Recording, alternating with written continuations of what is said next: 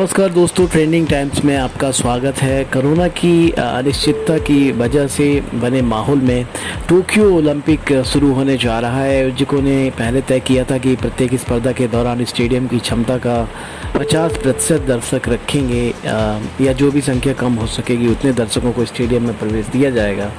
लेकिन हालात को देखते हुए अब फैसला लिया गया है कि स्टेडियम में दर्शक होंगे ही नहीं, क्योंकि अभी हाल ही में टोक्यो ओलंपिक के ग्राउंड में एक कोरोना पॉजिटिव पाया गया है, जिसको लेके ये फैसला किया गया है। खिलाड़ियों को न केवल बिना दर्शक के बेहतर प्रदर्शन के लिए अब खुद को प्रेरित करना होगा, बल्कि कोरोना से बचे रहने के लिए अतिरिक्त प्रयास भी करने पड़ेंगे। नए नियमों के मुताबिक फाइनल में पहुंचने के बाद कोरोना से संक्रमित होने पर पदक खोने का भी खतरा खिलाड़ी के लिए रहेगा। इसलिए खिलाड़ियों पर अब इस बार कोविड की वजह से थोड़ा एक्स्ट्रा प्रेशर रहेगा।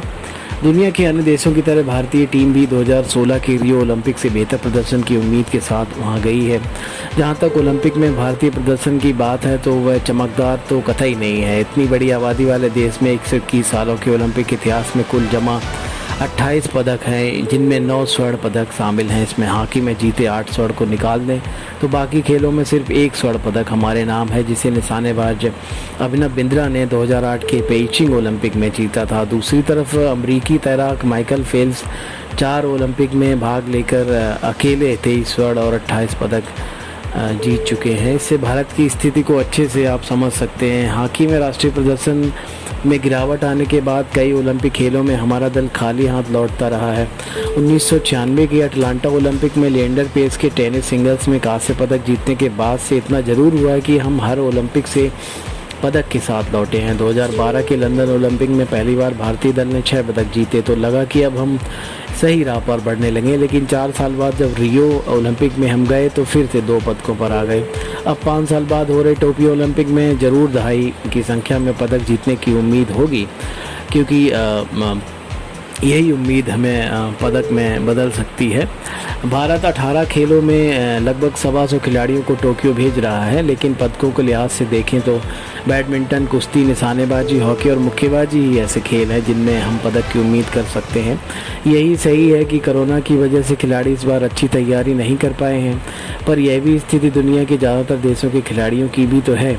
इस माहौल में कितने नए विश्व और ओलंपिक रिकॉर्ड बनते हैं, यह भी देखने वाली बात होगी। महामारी की वजह से ओलंपिक क्वालिफाइंग प्रतियोगिताओं का आयोजन ही नहीं किया पाया गया, जिसके कारण कई खिलाड़ियों का टोक्यो जाने का सपना तक टूट गया। ऐसे खिलाड़ियों में लंदन ओलंपिक की कांस्य पदक जीतने वाली साइना नेहवाल और किदाम्बी श्रीकांत तक शामिल हैं। भारतीय पदक उम्मीदों की बात करें तो जहन में पहला नाम देश की शटलर पीवी सिंधु का आता है। हैदराबाद की सिंधु ने रियो ओलंपिक की रजत विजेता है। कड़े संघर्ष में कैरोलिना मारिन से स्वर्ण पदक का मुकाबला वह हार गई थी, लेकिन इस बार वह बेहतर तैयारियों के साथ गई हैं। सिंधु ने इस साल ऑल इंग्लैंड बैडमिंटन और स्विस ओपन में भी भाग लिया है। उन्होंने पिछले 3-4 महीनों में दक्षिण कोरियाई कोच पार्क तेई-सेंग की देखरेख में अच्छी तैयारी की है। वह हर दिन ट्रेनिंग में खिलाड़ी बदल कर अभ्यास करती रही हैं, ताकि ओलंपिक में विभिन्न स्टाइल वाली खिलाड़ियों के खिलाफ खेलने में उन्हें कोई दिक्कत ना आने पाए। मुक्केबाजी में अगर हम देखें तो 2008 में विजेंदर ने कांस्य पदक जीतकर युवाओं को इस ओर आकर्षित किया था। इस बार अमित पंघाल और एमसी मैरी कॉम को पदक का मजबूत दावेदार माना जा रहा है। मैरी कॉम 2012 के लंदन ओलंपिक में कांस्य जीत चुकी हैं। यह उनका आखिरी ओलंपिक होगा, इसलिए वह इसे यादगार बनाने में कोई कसर छोड़ने नहीं वाली हैं। अमित विश्व चैंपियनशिप के इस पदक विजेता हैं और वह फ्लाइट वेट वर्ग में विश्व के नंबर 1 मुक्केबाज के तौर पर ओलंपिक रिंग में उतरेंगे। हमारे बाकी मुक्केबाज भी कम नहीं हैं, लेकिन वे अपनी चुनौती को कहां तक ले जा पाते हैं, यह देखने वाली बात होगी। निशानेबाजी में हमारी स्थिति अच्छी है। माना जा रहा है कि हमारे निशानेबाज विश्व स्तरीय हैं, जिसे वह विश्व चैंपियनशिपों में धमाकों से भी साबित करते रहे हैं। भारत के 15 निशानेबाजों ने ओलंपिक के लिए क्वालिफाई किया है। यह उनके बढ़ते दबदबे को दर्शाता है।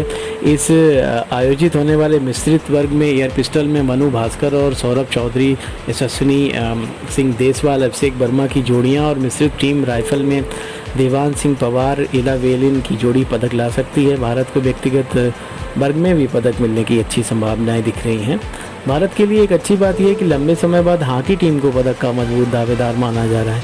इसकी वजह 2 सालों से तमाम दिग्गज टीमों को फतह करना और विश्व की चौथी रैंकिंग की टीम के तौर पर भाग लेना है। इसके अलावा विनेश फोगाट और बजरंग पूनिया की अगुवाई वाला कुश्ती दल, तीरंदाजी की अगुवाई वाला दीपिका कुमारी और जेवलिन थ्रोअर में नीरज चोपड़ा को भी भाग्य का साथ मिल जाए तो वो भी पोडियम पर चढ़ते दिख सकते हैं।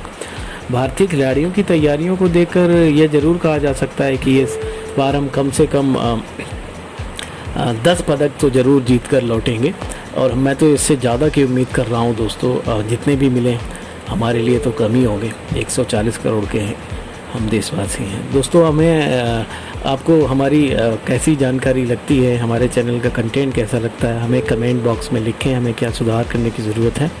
और हमारे चैनल को सब्सक्राइब करें और बेल आइकन का बटन दबाएं ताकि जो हम नई अपडेट हम डालें वो आप तक पहुंच सके।